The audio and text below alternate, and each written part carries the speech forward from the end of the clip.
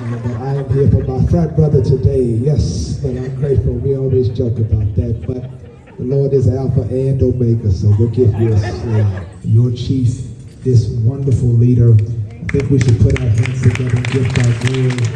Just share 2 Corinthians chapter 4. 2 Corinthians chapter 4 today, the word of the Lord. And it is this, that dogs don't bark at parked cars. When you are moving and you are progressive, you will always attract unto yourself adversarial spirits. If people ain't talking about you, you ought to be nervous. Because it means you're not a threat. God never makes deposits where he doesn't get interest. It means that whatever I go through, I'm not going through for myself. And that time our church had grown. It kind of got right over that 10,000 on the threshold. God was blessing. Then I went to the doctor with my wife, and the doctor came out after biopsy and said she has neuroendocrine pancreatic cancer. Yeah, she was 30 when she was diagnosed. I'm watching people get healed in my ministry, and I'm going home, and it ain't working for her. And I'm being tormented by the enemy.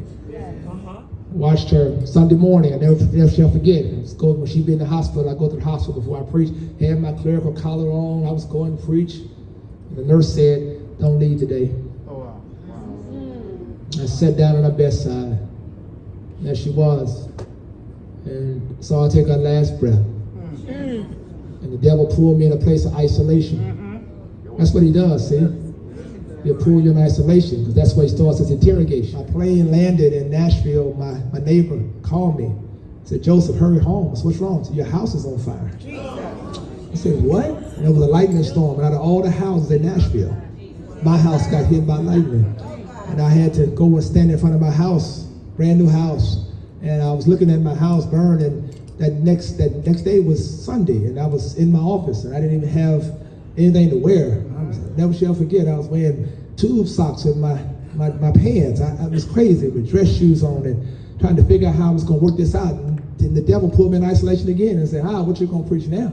And I had to remind myself who I was. I had to remind myself that death worketh in me, that life works in them. And I knew I had to get myself together before I went back out and preached to those folks. I said, "Though he slay me,